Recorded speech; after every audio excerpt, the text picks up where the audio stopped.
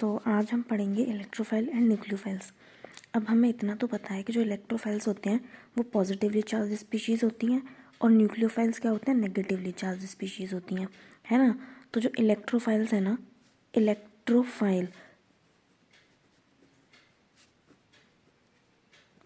Electrophile का मतलब होता है इलेक्ट्रॉन लविंग स्पीशीज़, जिनके पास इलेक्ट्रॉन की कमी है, उनको इलेक्ट्रॉन चाहिए, ठीक है, उन्हीं को हम क्या बोलते हैं, इलेक्ट्रोफाइल्स बोलते हैं। सेम न्यूक्लियोफाइल में क्या है, न्यूक्लियस लविंग स्पीशीज़, यानी कि जिनके पास इलेक्ट्रॉन्स हैं, उन्हें पॉजिटिव चार्ज चाहिए, वो क्या होते हैं, न्यूक्लियोफाइल्स होते हैं। तो अब हमारे इलेक्ट्रोफाइल्स को हम क्या क्या बोल सकते हैं, इलेक्ट्रॉन लविंग स्पीशीज़, और क्या बोल सकते हैं, जिनके पास इलेक्ट्रॉन की डेफिशिएंसी है, यानी कि इलेक्ट्रॉन डेफिशिएंट स्पीशीज़। और क्या बोल सकते हैं, जिनके अंदर इलेक्ट्रॉन मतलब इलेक्ट्रॉन एक्सेप्ट करने की टेंडेंसी है ना। और जो भी इलेक्ट्रॉन एक्सेप्ट करते हैं ना, उनको हम लुईस एसिड्स बोलते हैं। क्या बोलते हैं, लुईस एसिड बोलते हैं। और जिनके अंदर इलेक्ट्रॉन डोनेट करने की टेंडेंसी है, वो न्यूक्लियोफाइल्स होते हैं, ठीक है, यानी कि न्यूक्लियस लविंग स्पीशीज़, जो इलेक्ट्रॉन रिच स्पीशीज़ हैं, ठीक है। और वो क्या होते हैं, जो इलेक्ट्रॉन डोनेट करते हैं वो लुईस बेस होते हैं। अब हमारे जो इलेक्ट्रोफाइल्स हैं वो दो तरीके के हो सकते हैं, 2 टाइप्स के हो सकते हैं। एक तो ऐसे जो पॉजिटिव, जिनके ऊपर पॉजिटिव चार्ज हो, है ना, और एक ऐसे जो न्यूट्रल हो। तो अब न्यूट्रल कौन से होंगे, न्यूट्रल में भी 2 तरीके के हो सकते हैं। एक वो जिनके पास वैकेंट p ऑर्बिटल हो, एक वो जिनके पास वैकेंट d ऑर्बिटल हो, है ना। तो पहले हम देख लेते हैं कि पॉजिटिवली चार्ज जो हैं उनके एग्जांपल्स क्या क्या हैं। जैसे कि H पॉजिटिव हो सकता है, Ag पॉजिटिव हो सकता है, Hg पॉजिटिव हो सकता है, और क्या हो सकते हैं, Mg2 पॉजिटिव,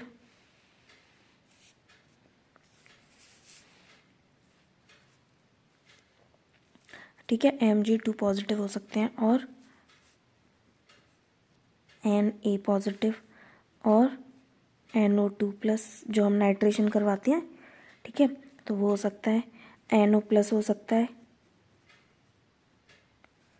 ठीक है। तो ऐसे कई सारे हमारे पास पॉजिटिवली चार्ज स्पीशीज़ हो सकती हैं, और भी होते हैं, ठीक है।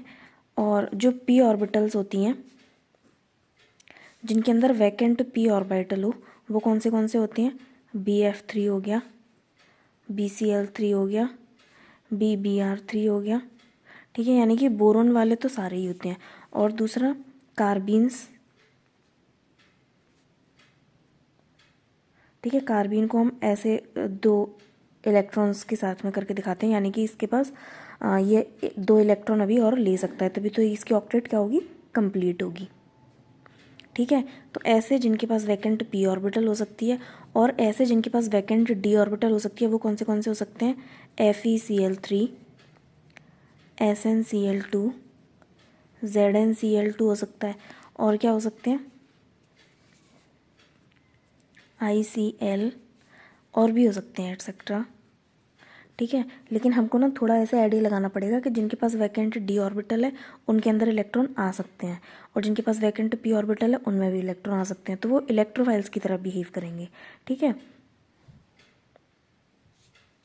ना। और कौन से हो सकते हैं, TiCl4 हो सकता है, और FeCl2 हो सकता है।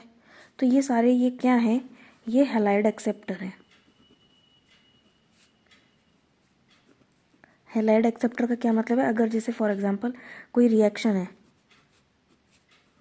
ठीक है, और ये डाला हुआ है हमने, तो फिर ये क्या करेगा, इस हैलाइड को अपने साथ में ले जाएगा और कार्बोकेटाइन बना देगा, ठीक है। फॉर एग्जांपल जैसे हमने मान लीजिए यहाँ पे SnCl2 डाला हुआ है, तो फिर ये क्या करेगा, इसके लोन पेयर इसके वैकेंट d ऑर्बिटल में देगा, तो क्लोरीन तो एक ही बॉन्ड बना सकता है, तो अगर अपने इलेक्ट्रॉन देके इसके साथ में बॉन्ड बनाएगा, तो फिर ये वाला बॉन्ड ये तोड़ेगा अपना, तो फिर क्या बन जाएगा, यहाँ पे कार्बोकेटाइन बन जाएगा, और ये अपने साथ क्लोरीन को लेके चला जाएगा। तो जितने भी हैलाइड एक्सेप्टर होते हैं, और अगर कहीं पर भी रिएक्शन में हैलाइड प्रेजेंट है, तो फिर क्या होगा, वो अपने साथ हैलाइड लेके चला जाएगा।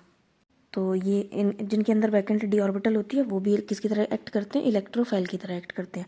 अब पहले जो मैंने बताया था कि कौन से जो चीज़ें हैं वो किस चीज़ की सोर्स होती हैं, वो हम साथ के साथ देखते हुए चलते हैं। फॉर एग्जांपल अगर X2 है, X2 में क्या क्या हो सकते हैं, Cl2 हो सकता है, Br2 हो सकता है और I2 हो सकता है। ये तीनों ही किसके सोर्स होंगे, Cl पॉजिटिव के, Br पॉजिटिव के और I पॉजिटिव के। अब आप कहोगे कि ये मैम सोर्स क्या होता है, तो जब रिएक्शन करवाएंगे ना तब आपको अपने आप समझ में आ जाएगा कि इसको यूज़ कैसे करना है। ठीक है, अभी आप लिख लीजिए कि जो X है वो X प्लस X2 जो है वो X पॉजिटिव का सोर्स होगा, है ना। और ऐसा क्यों होगा, क्योंकि इनमें क्या होती हैं, low lying anti bonding orbitals. अच्छा, एंटी बॉन्डिंग भी कौन सी, सिग्मा एंटी बॉन्डिंग, क्योंकि इनके बीच में सिग्मा बॉन्ड ही होगा ना, बी आर के बीच में। तो जो इसकी एंटी बॉन्डिंग ऑर्बिटल होगी, जैसे फॉर एग्जांपल ये तो सिग्मा बॉन्डिंग होगी और एक इसकी क्या होगी, सिग्मा एंटी बॉन्डिंग ऑर्बिटल भी होगी। ठीक है, तो जो सिग्मा एंटी बॉन्डिंग ऑर्बिटल है वो इसकी खाली है और उसकी एनर्जी क्या है, कम है। तो जब भी लूमो की एनर्जी कम होती है तो उस केस में वो जो स्पीशीज़ है ना वो इलेक्ट्रोफाइल की तरह एक्ट करती है। ठीक है, तो आपको इतना तो नहीं एग्जाम में आएगा, उतना याद भी नहीं रखना ना कुछ है, बस इतना याद रखना है इससे क्या होगा कि आप रिएक्शन इजीली सॉल्व कर पाओगे। जैसे ये आपको बस इतना ही याद रखना है कि कौन सी चीज़ किस चीज़ का सोर्स है। तो जब भी रिएक्शन हो रही होगी ना तो आप, अगर आपको नहीं भी आती होगी ना तो भी आप अप्रोच कर लोगे।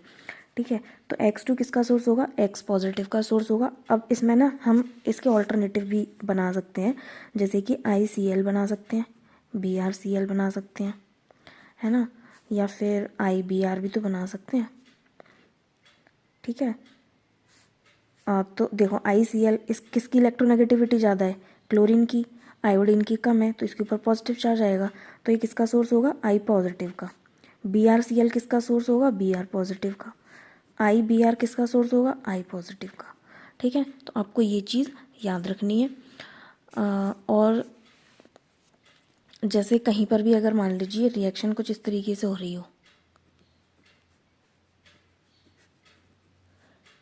इसकी जगह पे Cl, Br और I कुछ भी हो सकता है, तो फिर ये किस चीज़ का सोर्स होगा, PHS पॉजिटिव का सोर्स होगा, है ना। इसका मतलब ये है कि जो अगर मान लीजिए रिएक्शन में कोई न्यूक्लियोफाइल पड़ा है तो वो न्यूक्लियोफाइल इसके ऊपर अटैक करेगा, ठीक है, ना कि इसके ऊपर।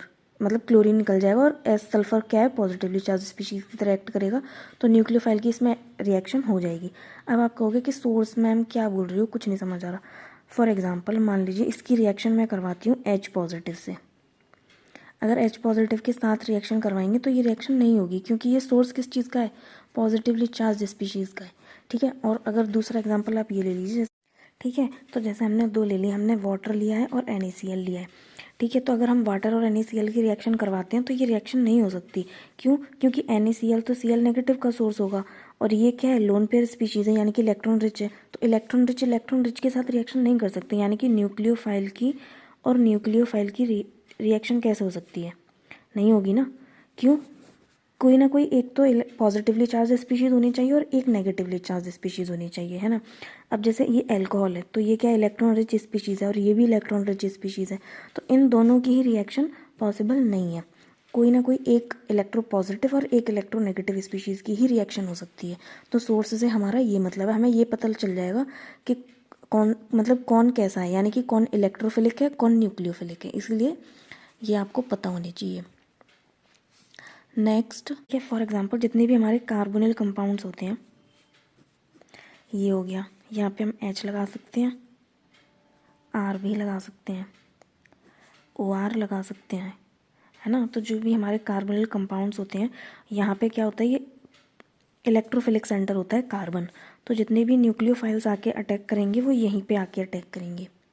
ठीक है, और क्या हो सकते हैं, जैसे कि हमारी नाइट्रीन्स होती हैं, जैसे कार्बीन्स होती हैं ना, कार्बीन्स कैसी होती हैं, यहाँ पे 2 हम इलेक्ट्रॉन बना के लिखते हैं, ये इलेक्ट्रॉन डेफिशिएंट होती हैं, ऐसे ही नाइट्रीन्स होती हैं। ठीक है,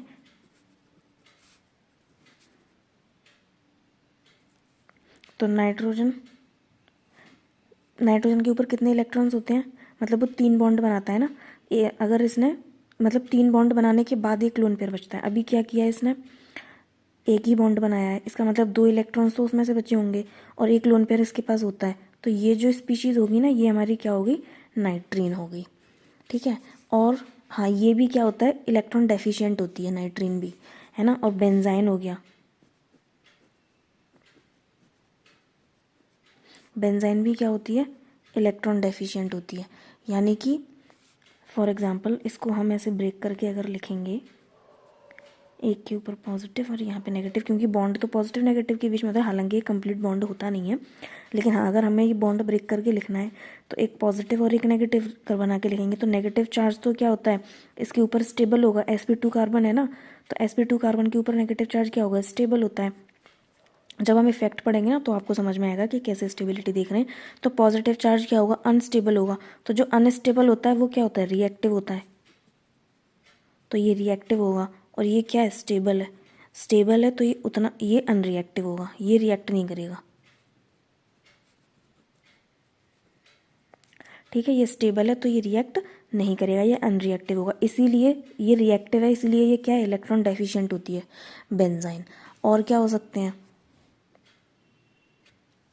हमारे जितने भी एसिड्स होते हैं ना,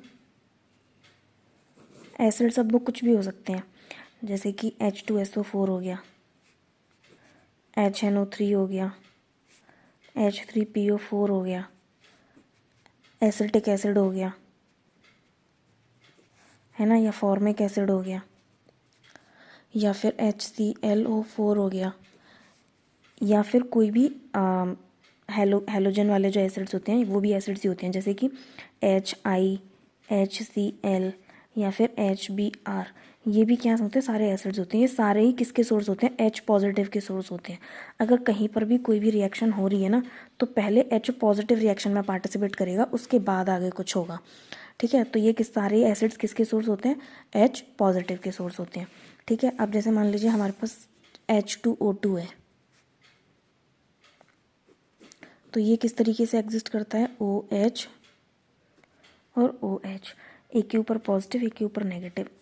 तो ये डिपेंड करता है कि हम इसके साथ में क्या डाल रहे हैं। जैसे अगर मान लीजिए हमने इसके साथ में NaOH डाला है ना, तो NaOH क्या करेगा, इस वाले OH को पॉजिटिव वाले को ले जाएगा, सिर्फ क्या बचेगा, OH नेगेटिव बचेगा, तो फिर ये रिएक्ट करेगा, है ना।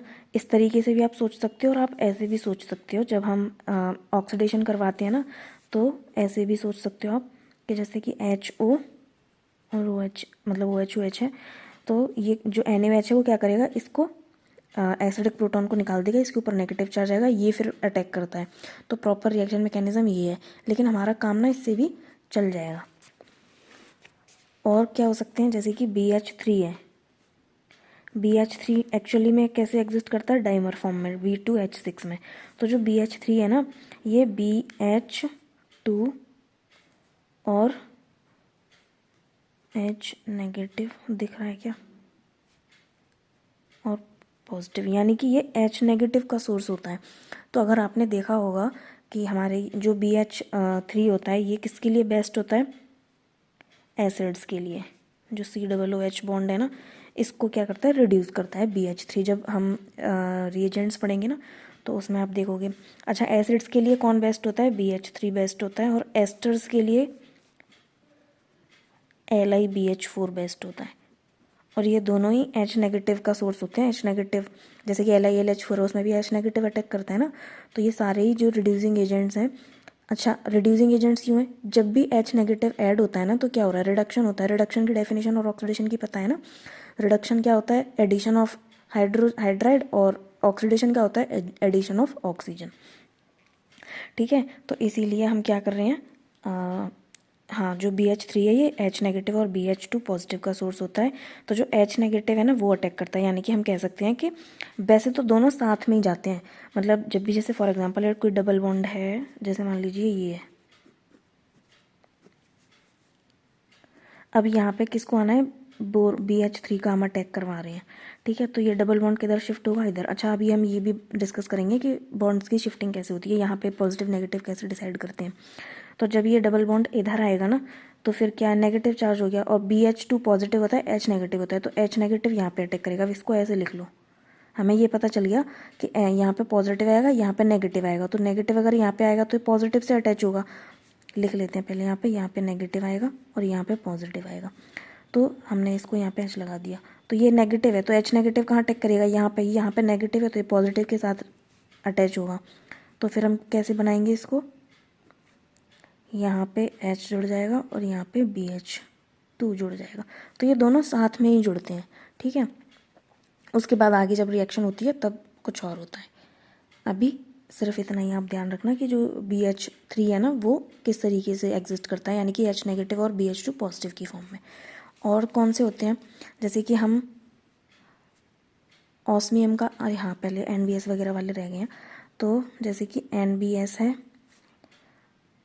NIS, NIC और NCS। ठीक है, यानी कि N ब्रोमोसक्सीनामाइड, N क्लोरोसक्सीनामाइड और N आयोडोसक्सीनामाइड। तो ये किसका सोर्स होगा, Br का पॉजिटिव, ये आयोडीन पॉजिटिव का और ये Cl पॉजिटिव का। ठीक है, ये इन तीनों के सोर्स होंगे। अब नेक्स्ट पेज पलट लेते हैं। ठीक है, तो हमने अभी क्या देखा था कि जैसे कि NBS और NIS और NCS ये Br पॉजिटिव और I पॉजिटिव और Cl पॉजिटिव के सोर्स होते हैं।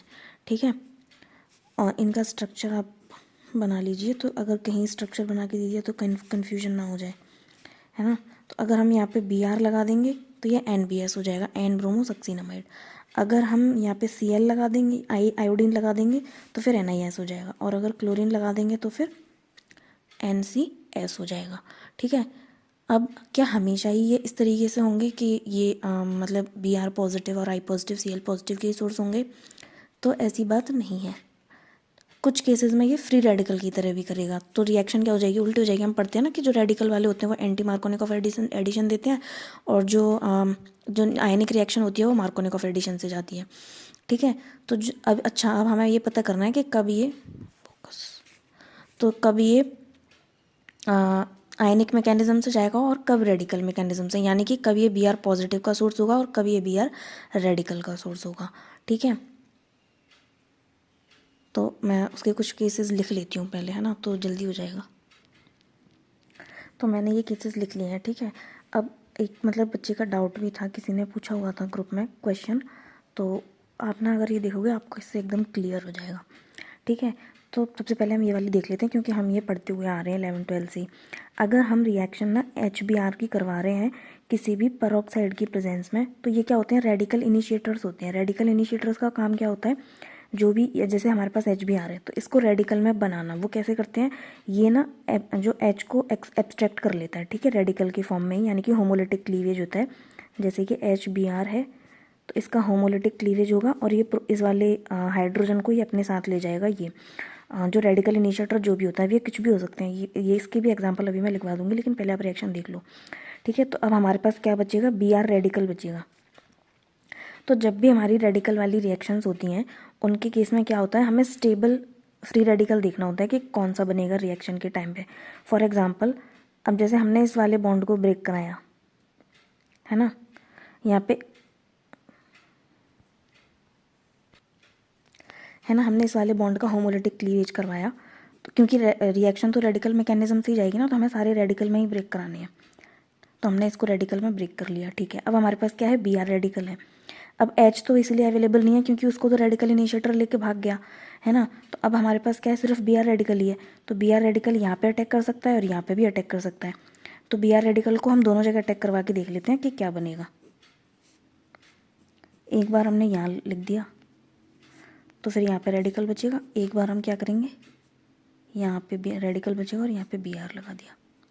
ठीक है, अब देखो दोनों में कौन सा रेडिकल ज़्यादा स्टेबल है, ये 1 डिग्री रेडिकल है और ये क्या है 1 2 3 डिग्री रेडिकल है। आई होप आपको 1 डिग्री 2 डिग्री और 3 डिग्री देखना तो आता ही होगा, है ना, क्योंकि इतना तो बेसिक अगर पढ़ेंगे तो फिर तो चैप्टर ही नहीं कंप्लीट हो पाएगा। और अगर आपको नहीं पता है, देखना नहीं आता, तो आप एक काम कीजिए, जो 10th क्लास की बुक है उसमें कार्बन वाला चैप्टर है ना, उसमें दे रखा है कि डिग्री कैसे देखते हैं। या फिर अगर आप 11th क्लास की बुक देखोगे ना, प्रदीप फंडामेंटल की, तो उसमें भी सारी चीज़ें दी हुई हैं या कोई भी हेल्प बुक से अगर आप जाओगे ना तो आपको पता लग जाएगा, उसमें उसमें लिखा हुआ है। वैसे प्रदीप वाली मैंने फॉलो की हुई थी तो मुझे उसका पता है, तो आप वो देख सकते हो। अगर आपके पास कोई और हो तो आप उसको भी देख सकते हो, ठीक है। तो यहाँ पे क्या है, 3 डिग्री रेडिकल है। तो जो 3 डिग्री रेडिकल होता है ना वो ज़्यादा स्टेबल होता है as compare to 1 degree radical. उसका रीज़न जो है ना वो हम जब इफेक्ट्स पढ़ेंगे, अभी मैं पढ़ाऊँगी आगे, तो जब इफेक्ट्स पढ़ेंगे ना तो आपको उसमें पता लग जाएगा। अभी के लिए आप ये समझ लो कि जो 3 डिग्री रेडिकल है वो ज़्यादा स्टेबल होता है 1 डिग्री रेडिकल से। तो इसलिए अब हमें ये तो पता चल गया कि बनेगा तो यही, ठीक है। अब क्या है, हमारे पास जो H रेडिकल जो इसने एक्सट्रैक्ट किया था वो वापस आएगा और यहाँ पे अटैच हो जाएगा। तो फिर हमारा क्या बन जाएगा, यहाँ पे Br और यहाँ पे H लग जाएगा, तो हमारे ये वाला प्रोडक्ट बन जाएगा। इस सेम यही रिएक्शन को अगर हम HBr के साथ में करवाते, लेकिन हम कोई भी रेडिकल इनिशिएटर या फिर लाइट की प्रेजेंस में नहीं रिएक्शन करवा रहे होते, तो फिर ये रिएक्शन आयनिक मैकेनिज्म से जाती, यानी कि ये डबल बॉन्ड इधर शिफ्ट होता, यहाँ पे नेगेटिव चार्ज आता, यहाँ पर पॉजिटिव चार्ज आता, और नेगेटिव की जगह पे क्या लगता, हाइड्रोजन लगता है, क्योंकि हमारा जो H भी आ रहा है किसका सोर्स होता है, H पॉजिटिव का सोर्स होता है, ये हमने पढ़ा हुआ है। तो पहले किसका अटैक होगा, H का। तो ठीक है, यहाँ पे H लग गया। अब यहाँ पे पॉजिटिव चार्ज बचा हुआ है, तो यहाँ पे आके क्या लगेगा, Br लग जाएगा।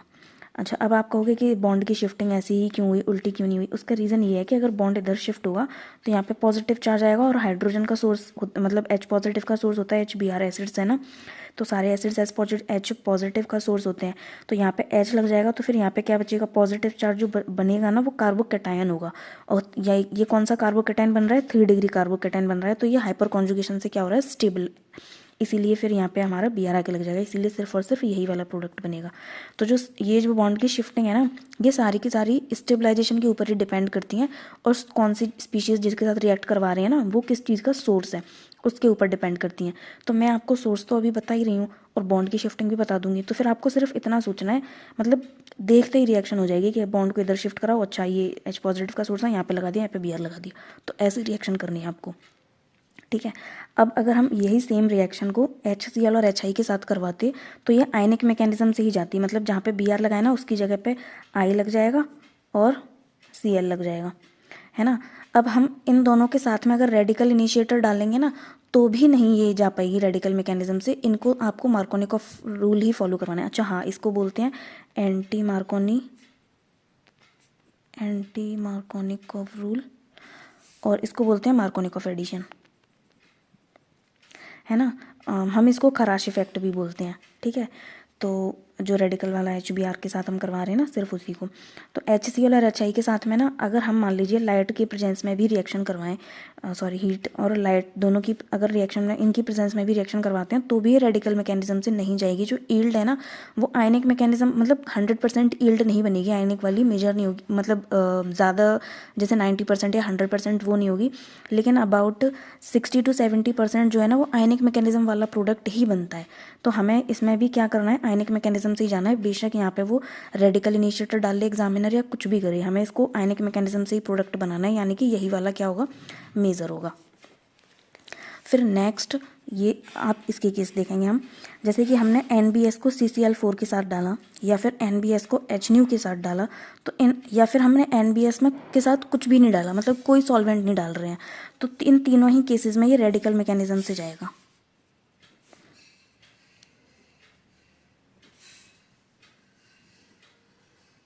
ठीक है, इन तीनों ही केसेस में ये किससे जाएगा, रेडिकल मैकेनिज्म से जाएगा। अब हम Br2 अगर HNu के साथ रिएक्शन करवा रहे हैं या फिर हीट की प्रेजेंस में करवा रहे हैं तो इन दोनों ही केसेस में ये क्या जाएगा, रेडिकल मैकेनिज्म से जाएगा। ठीक है, इन दोनों केसेस में किससे जाएगा, रेडिकल मैकेनिज्म से जाएगा।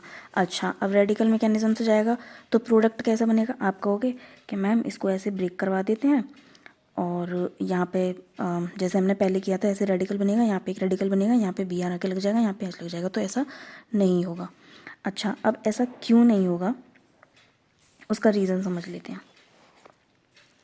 ये तो हमने वो रिएक्शन है जो हमने 11th-12th में बेसिक में पढ़ी हुई है, ठीक है, लेकिन इसमें जो मेजर प्रोडक्ट बनेगा वो क्या बनेगा वो देख लेते हैं। और एक चीज़ और, हाँ, जैसे अगर HBr के साथ रिएक्शन करवा रहे हैं ना तब तो प्रोडक्ट यही बनेगा, ठीक है, क्योंकि इसमें प्रोटॉन अवेलेबल है। जब हम इसके साथ रिएक्शन करवा रहे हैं NBS के साथ में, यहाँ पे प्रोटॉन नहीं है, या Br2 के साथ करवा रहे हैं तो यहाँ पे प्रोटॉन नहीं है, तो इस केस में पहले वाले की तरह रिएक्शन नहीं करवा सकते। तो इसमें क्या बनेगा, इसमें बनेगा अब यहाँ पे बी आर लगेगा। ठीक है, अब यहाँ पे बी आर क्यों लगेगा वो एक्सप्लेन करना है। तो देखो, अगर हम यहाँ पे जो प्रोटॉन है ना, इसका होमोलिटिक क्लीवेज होगा तो यहाँ पे क्या आएगा, रेडिकल आएगा। अब यहाँ पे जो रेडिकल आएगा वो क्या आएगा, अलाइलिक रेडिकल बनेगा। तो अलाइलिक रेडिकल क्या होता है, स्टेबल होता है। ठीक है, दूसरा जो अभी हमने पहले वाली रिएक्शन में किया, इस वाले बॉन्ड को ब्रेक करके यहाँ पे एक रेडिकल बनाया, एक रेडिकल यहाँ पे बनाया था। तो ये वाला जो रेडिकल था 3 डिग्री रेडिकल था, वो भी स्टेबल होता है। अब इन दोनों में से हम कौन सा प्रेफर करेंगे, उसका पहले वाले में हमने यहाँ पे जो किया ना, यहाँ पे 3 डिग्री रेडिकल इसलिए बनाया क्योंकि प्रोटॉन जो है ना वापस आके यहाँ पे लग सकता है। ठीक है, प्रोटॉन यहाँ पे वापस आके लग सकता है क्योंकि वो सिस्टम में हमारे पास अवेलेबल है। लेकिन अगर हम यहाँ पे करवाएंगे तो यहाँ पे फिर ये रेडिकल ही बना रहेगा ना, यहाँ पे फिर क्या होगा। ठीक है, तो अगर हम, क्योंकि अगर जैसे मान लो हम इसको बना भी देते हैं, ठीक है,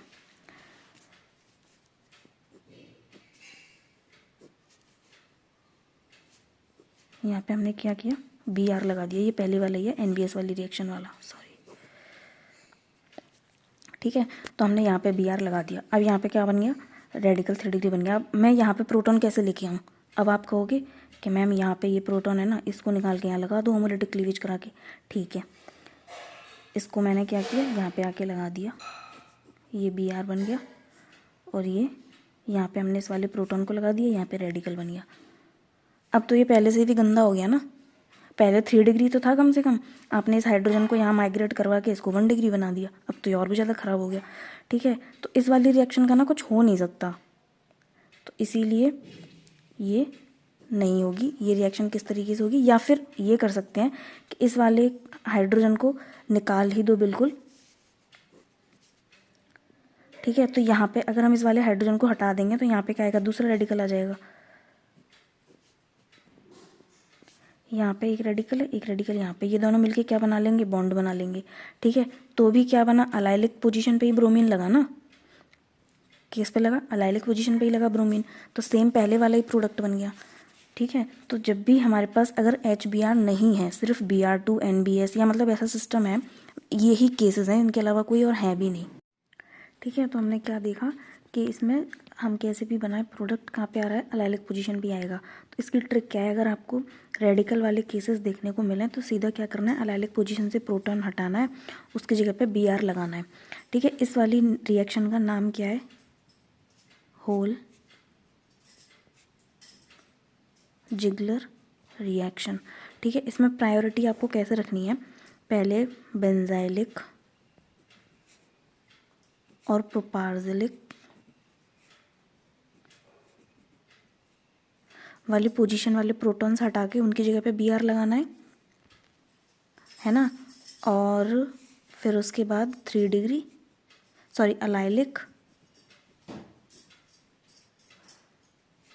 फिर 3 डिग्री, फिर 2 डिग्री। ठीक है, 1 डिग्री। ठीक है, तो ये हमारे रेडिकल वाले केसेस हो गए। अब अगर हमारे जो ये बाकी के केसेस हैं, जैसे कि अगर NBS H2O के साथ हुआ तो उस केस में क्या होगा, ये आयनिक मैकेनिज्म से जाएगा।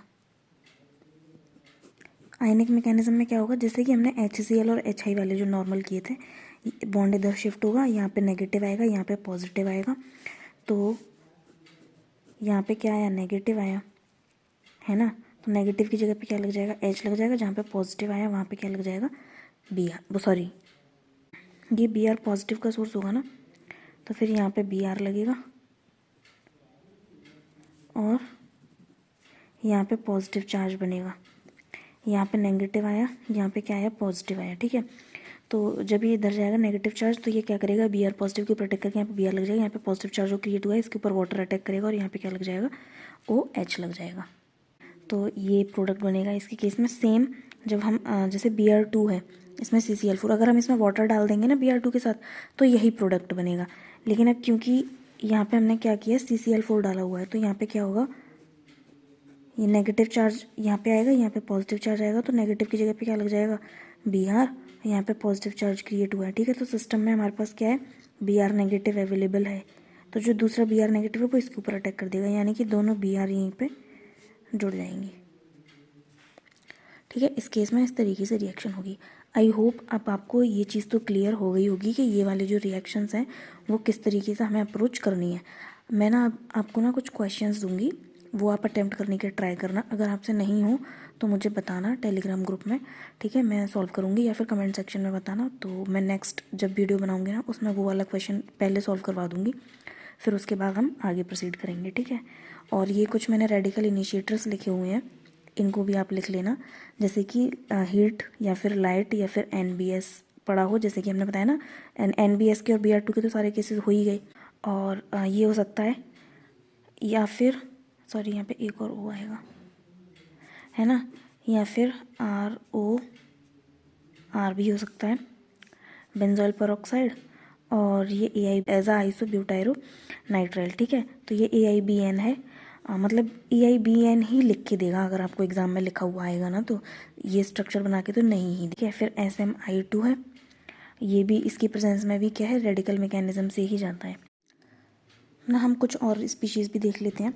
फॉर एग्जांपल जैसे कि हमारे पास अगर H2O2 है तो ये मेनली ना OH+ का सोर्स होता है।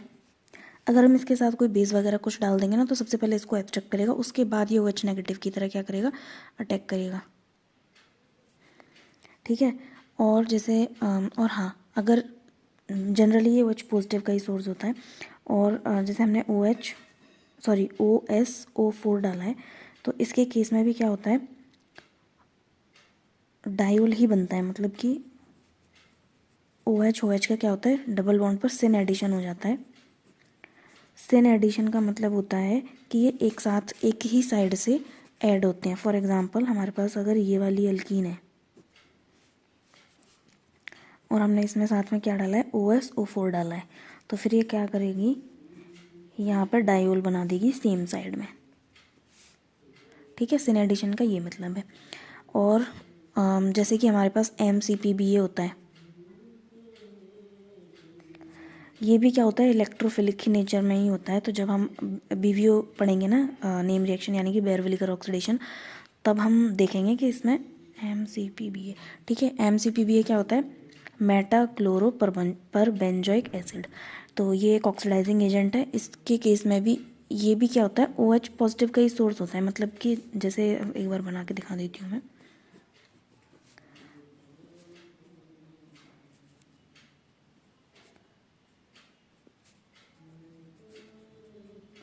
तो क्योंकि ना यहाँ पे देखो तीनों लगे हुए हैं, तो ये वाला डबल बॉन्ड तो सॉरी, जो ऑक्सीजन की इलेक्ट्रॉन्स हैं जो लोन पेयर है वो डबल बॉन्ड CO के साथ में क्या जाएंगे, रेजोनेंस में जाएंगे। तो ये वाला बॉन्ड स्ट्रॉन्ग हो जाएगा, ये वाला कंपैरेटिवली क्या हो जाएगा, वीक हो जाएगा। तो फिर ये क्या करता है, इसको ऐसे समझ लो आप कि ये OH पॉजिटिव के सोर्स होता है, तो यही जाके ऑक्सीडेशन करता है ना। और जैसे हमारे पास मान लीजिए अगर RCl है तो वो किसका सोर्स होगी, R पॉजिटिव का। इसीलिए इनमें ज़्यादातर क्या होते हैं, न्यूक्लियोफाइल्स ही अटैक करते हैं, यानी कि Cl जाएगा और उसकी जगह पे न्यूक्लियोफाइल लग जाएगा। अब ये कैसे कैसे, मान लो अलाइलिक भी हो सकता है, तो यहाँ से ये निकल जाएगा और जो भी न्यूक्लियोफाइल होगा ना वो यहाँ पे अटैक करेगा। और क्या हो सकता है, मान लो बेंजाइलिक पोजीशन पर है, Cl है, यहाँ पे ये निकलेगा, जो भी न्यूक्लियोफाइल अटैक करेगा ना वो यहाँ पे आएगा, Cl को बाहर कर देगा। नॉर्मल भी हो सकते हैं, जैसे कि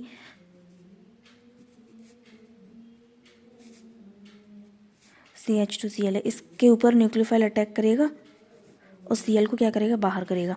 अब ना आगे जैसे हम 2 डिग्री 3 डिग्री की अगर बात करें तो उसमें फिर अलग सिचुएशन बन जाती है, यानी कि हम फिर SN1 SN2 के अकॉर्डिंग देते हैं। अभी हम जनरल बात कर रहे हैं, ठीक है, कि कौन सी किस चीज़ का सोर्स होगा और किसके ऊपर कैसे अटैक होता है, बस इतना ही, ठीक है। अब अगर जैसे मान लीजिए हमारे पास क्लोरोबेंजीन हो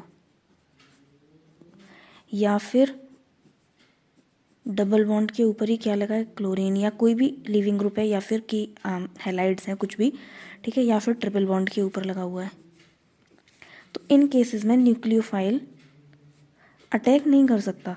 क्यों, क्योंकि ये क्या होगा, जो क्लोरीन के जो लोन पेयर हैं वो बेंजीन के साथ रेजोनेंस में जाएंगे, सेम यहाँ पर भी ये रेजोनेट करेगा, है ना। तो ये बॉन्ड जो होते हैं ना बहुत ज़्यादा स्ट्रॉन्ग बन जाते हैं, ये बॉन्ड क्या होते हैं, स्ट्रॉन्ग हो जाते हैं। ये एक मतलब जो न्यूक्लियोफाइल यहाँ से अटैक करके जो हटा रहा है ना, ये एक टाइप के SN2 रिएक्शन है ना। तो ये क्या है, SN2 रिएक्शन है। तो SN2 रिएक्शन कभी भी sp2 कार्बन पे नहीं हो सकती, ठीक है। ये आपको ध्यान रखना है कि SN2 sp2 कार्बन पे नहीं होगी, यानी कि जो न्यूक्लियोफाइल है ना यहाँ पे अटैक करके Cl को बाहर नहीं कर सकता, क्योंकि यहाँ पे क्या है, पार्शियल डबल बॉन्ड कैरेक्टर है, तो ये बॉन्ड स्ट्रॉन्ग हो जाता है, Cl निकलेगा ही नहीं, कैसी रिएक्शन होगी फिर, है ना। और क्या पॉसिबिलिटी हो सकती है, फॉर एग्जांपल जैसे हमारे पास ये नॉन बोर्नियन सिस्टम है, यहाँ पे हमने लगा दिया Cl लीविंग ग्रुप है ना। तो अगर हम ये सोचें कि कोई भी न्यूक्लियोफाइल आएगा Cl को निकालेगा, यहाँ पे अटैक हो जाएगा, तो ये पॉसिबल नहीं। तो क्या है कि Cl जब यहाँ से जाएगा ना तो यहाँ पे पॉजिटिव चार्ज आएगा, और ब्रिज हेड पोजीशन पर पॉजिटिव चार्ज अनस्टेबल होता है। क्यों? क्योंकि जो पॉजिटिव चार्ज है यानी कि जो हमारा कार्बोकैटायन है वो प्लेनर रहना चाहता है, ठीक है। क्या होता है? वो प्लेनर होता है, और इस वजह से ये ब्रेड स्टूल को क्या करेगा? वायलेट करेगा, यानी कि फॉलो नहीं कर पाएगा उसको। तो इसीलिए ये वाली रिएक्शन भी नहीं हो सकती है। अब हम देखते हैं न्यूक्लियोफाइल्स। तो हमारे जो न्यूक्लियोफाइल्स हैं वो 4 तरीके के हो सकते हैं। कैसे कैसे? एक तो ऐसे हो सकते हैं जिनके ऊपर नेगेटिव चार्ज हो, है ना। दूसरा कौन से हो सकते हैं? लोन पेयर वाली स्पीशीज़ हो सकती हैं। तीसरा जो ऑर्गेनोमेटेलिक्स कंपाउंड वाले होते हैं ना, उनकी बेसिस पर हो सकते हैं। तो पहले नेगेटिव चार्ज वाले देख लेते हैं। और फोर्थ हो सकते हैं पाई बॉन्डेड।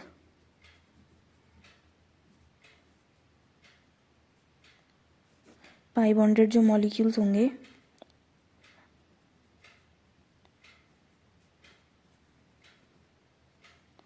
वो वाले न्यूक्लियोफाइल्स, ठीक है। तो नेगेटिव चार्ज वाले कौन से होंगे? जैसे कि OH नेगेटिव हो गया, NH2 negative, CH3 negative, X negative, O2 negative, X negative यानी कि सारे halogens, N3 negative, Cn negative, SH negative, और एसिटेट हो सकता है CH3 COO नेगेटिव, है ना। NH2 एक प्रोटॉन डाल देंगे नेगेटिव चार्ज, और NH2O नेगेटिव हो सकता है, ये हो सकते हैं, है ना। और भी हो सकते हैं जैसे कि RO नेगेटिव हो सकता है अगर हम एल्कोहल में से एक प्रोटॉन निकाल दें तो, है ना। तो ऐसे ही। और लोन पेयर स्पीशीज़ वाले कौन से होंगे? जो न्यूट्रल होंगे, जैसे कि H2O हो गया, NH3 हो गया, H2S हो गया, RS2S हो गया, H2SE हो गया, ROH, RNH2 और NH2NH2, NH2OH, है ना। ये सारे क्या हो सकते हैं? लोन पेयर वाले हो सकते हैं। और ऑर्गेनोमेटेलिक्स वाले कौन से हो सकते हैं? जैसे कि R2CuLi होता है, RMGX पढ़ा हुआ है हमने, ग्रिग्नार्ड रिएजेंट, ये गिलमान रिएजेंट है। RLi होता है ना। तो ये सारे हो सकते हैं। जैसे कि एक हमने फ्रैंकलैंड रिएजेंट भी पढ़ा हुआ है। तो मतलब यही सारे जिनमें जो अलाइल जो हमारा R ग्रुप है यानी कि जो अल्काइल ग्रुप है वो क्या हो? नेगेटिव। ये जितने ये मेटल जिनसे भी जुड़ा होगा ना, कार्बन वाली स्पीशीज़ हो और उनके साथ मेटल जुड़े हुए हों, वो सारे ही क्या होंगे? R नेगेटिव का सोर्स होंगे, ठीक है। उनमें जो स्पीशीज़ अटैक करेगी वो R नेगेटिव होगा। दूसरे क्या हो सकते हैं? जो पाई बॉन्डेड वाले मॉलिक्यूल्स होते हैं, जैसे कि एल्कीन हो गई और बेंजीन हो सकती है, एल्काइन हो सकती है। तो ये हमारे क्या हो सकते हैं? पाई बॉन्ड, जहाँ पे पाई बॉन्ड अटैक करेगा एज अ न्यूक्लियोफाइल। तो ये हमारे क्या हो सकते हैं? इतने तरीके के न्यूक्लियोफाइल्स हो सकते हैं, ठीक है। अब हम नेक्स्ट देखते हैं, ठीक है। तो अब हम देखते हैं कि हमारे एक न्यूक्लियोफाइल्स दूसरे, हाँ, एक हमारे न्यूक्लियोफाइल्स एम्बी डेंटेट न्यूक्लियोफाइल्स भी हो सकते हैं, ठीक है। एम्बीडेंटेड न्यूक्लियोफाइल्स क्या होते हैं? जो 2 साइड से अटैक कर सकते हो, लेकिन एक बार में एक ही साइड से करेंगे, ठीक है। जैसे कि CN हो गया, ठीक है। तो ये कार्बन से भी अटैक कर सकता है, और नाइट्रोजन के पास तो लोन पेयर है तो नाइट्रोजन की साइड से भी अटैक हो सकता है। दूसरा क्या हो सकता है? ONO हो सकता है। तो ये ऑक्सीजन से भी अटैक कर सकता है और नाइट्रोजन से भी अटैक कर सकता है ना। SCN हो सकता है, यानी कि ये नाइट्रोजन से भी अटैक कर सकता है और सल्फर से भी अटैक कर सकता है। तो एस और हाँ, और क्या हो सकता है, जैसे कि इनोलेट हो सकते हैं। तो इनोलेट कार्बन से भी अटैक कर सकता है और यहाँ से रेजोनेट होके ऑक्सीजन पे जब नेगेटिव चार्ज आ जाएगा तो फिर यहाँ से भी अटैक कर सकता है ऑक्सीजन से, है ना। तो ये हमारे कुछ एम्पिडेंटेड न्यूक्लियोफाइल्स होते हैं। और हाँ, एक चीज़ और आपको बतानी थी, जैसे अगर मान लीजिए हमने पहले डिस्कस कर चुके हैं कि यहाँ पे जो कार्बोनिल कंपाउंड्स हैं, मान लीजिए यहाँ पे Cl है, तो जितने भी क्योंकि यहाँ पे क्या होता है, ये इलेक्ट्रोफिलिक सेंटर होता है, पॉजिटिव चार्ज होता है यहाँ पे, यानी कि इलेक्ट्रोफिलिक सेंटर है, तो जितने भी आएंगे यहाँ पे अटैक करने, सारे क्या होंगे, न्यूक्लियोफाइल्स होंगे, है ना। और वो इस बॉन्ड को ब्रेक करेंगे, वो के ऊपर नेगेटिव आएगा, वो नेगेटिव चार्ज वापस आएगा, फिर वापस से क्या करेगा, Cl को बाहर कर देगा और यहाँ पे फिर क्या है, न्यूक्लियोफाइल अटैच हो जाएगा। अब मान लीजिए कि हमने इसकी रिएक्शन करवाई CH3Cl के साथ, तो ये रिएक्शन होगी क्या, मतलब जो Cl नेगेटिव इसके ऊपर पॉजिटिव चार्ज आएगा, तो क्या Cl नेगेटिव इसके ऊपर अटैक करेगा। या मान लीजिए हमने यहाँ पे I ले लिया, ठीक है, क्योंकि दोनों Cl सेम हो जाएंगे, हमने यहाँ पे I ले लिया, CH3I, तो अब ये I नेगेटिव इसके ऊपर अटैक करके Cl को बाहर कर सकता है क्या, नहीं, ये रिएक्शन नहीं होगी। क्यों, क्योंकि हमने पहले डिस्कस किया है कि जो एल्काइल हैलाइड्स होते हैं CH3I I नेगेटिव का सोर्स नहीं है, CH3I CH3+ का सोर्स है, ठीक है। तो ये इसके ऊपर अटैक करेगा CH3+ के तौर पे, लेकिन ये तो इलेक्ट्रोफिलिक सेंटर है, यही इसका रिएक्टिव सेंटर है, तो पॉजिटिव तो अटैक करेंगे ही नहीं ना, तो ये रिएक्शन फिर नहीं होगी, ठीक है। अब नेक्स्ट हम क्या डिस्कस करेंगे कि जैसे अभी मैंने पहले बताया था ना, मैं बोल रही थी कि यहाँ पे ये डबल बॉन्ड इधर शिफ्ट कर जाएगा, तो ये डबल बॉन्ड कैसे कैसे शिफ्ट करेंगे रिएक्शंस में, आपको कैसे देखना है, कैसे आप उससे रिएक्शन को अप्रोच करोगे, अभी वो डिस्कस करते हैं, ठीक है। मैं लिख लेती हूँ। तो अब हम देखेंगे कि इलेक्ट्रॉन्स की ना शिफ्टिंग कैसे होगी।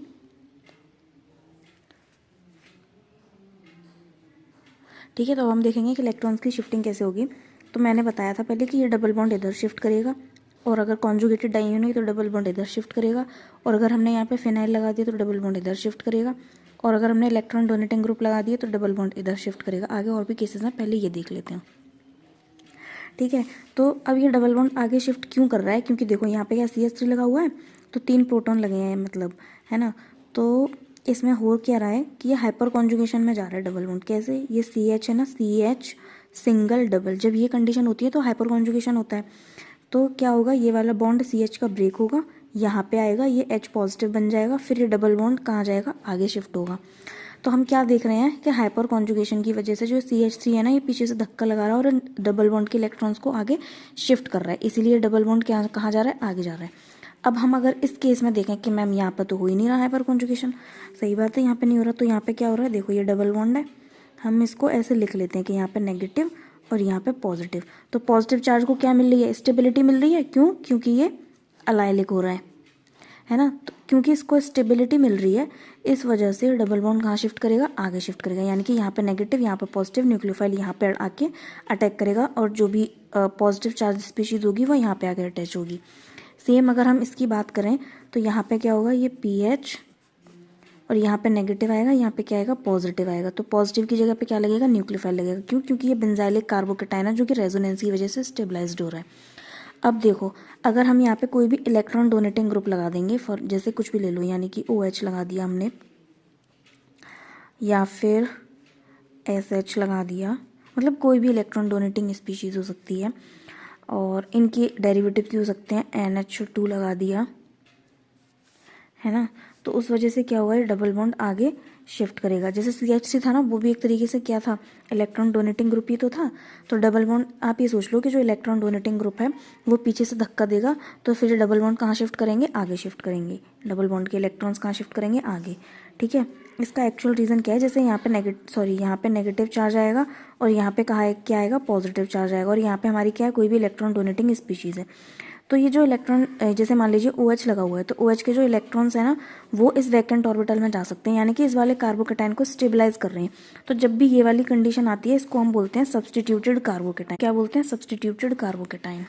अगर हम इलेक्ट्रॉन विड्रॉइंग ग्रुप लगा देंगे, जैसे हमने यहाँ पे ये सोच लिया ना कि इलेक्ट्रॉन डोनेटिंग ग्रुप के धक्के से डबल बॉन्ड कहाँ शिफ्ट हो रहा है, आगे शिफ्ट हो रहा है, यहाँ पे भी हम ऐसे ही आप समझ लीजिए कि जैसे इलेक्ट्रॉन विड्रॉइंग ग्रुप क्या है, अपनी तरफ इलेक्ट्रॉन्स को खींचेंगे, तो अपनी तरफ अगर ये इलेक्ट्रॉन्स को खींचेंगे तो डबल बॉन्ड कहाँ शिफ्ट होगा, ऐसे शिफ्ट होगा। ठीक है, तो इसमें इस केस में क्या होगा, यहाँ पे इलेक्ट्रॉन विड्रॉइंग ग्रुप कोई भी लगा होगा, यहाँ पे नेगेटिव चार्ज आएगा और यहाँ पे पॉजिटिव चार्ज आएगा। अगर कोई भी न्यूक्लियोफाइल आएगा ना तो वो यहाँ पे आके अटैच होगा, और कोई भी अगर इलेक्ट्रोफाइल जो होगा वो यहाँ पे आके जुड़ेगा। ठीक है, दूसरी बात, हाँ, आप कभी भी ना इलेक्ट्रोफाइल से एरो ऐसे करके नहीं बनाओगे, ये गलत होता है। हमेशा इलेक्ट्रॉन्स का फ्लो कैसे होता है, जो इलेक्ट्रॉन रिच स्पीशीज़ होती है ना, यानी कि न्यूक्लियोफाइल टू इलेक्ट्रोफाइल कह सकते हैं, या फिर इलेक्ट्रॉन रिच स्पीशीज़ से इलेक्ट्रॉन डेफिशिएंट स्पीशीज़ की तरफ होगा, या फिर electron donor two electron acceptor की तरफ होगा। जब भी आप एरो बनाओगे ना तो हमेशा ऐसे करके बनाओगे, यानी कि इलेक्ट्रॉन रिच से इलेक्ट्रॉन डेफिशिएंट स्पीशीज़ की तरफ, यानी कि जिसको जो इलेक्ट्रॉन दे रहा है और जिसको इलेक्ट्रॉन चाहिए।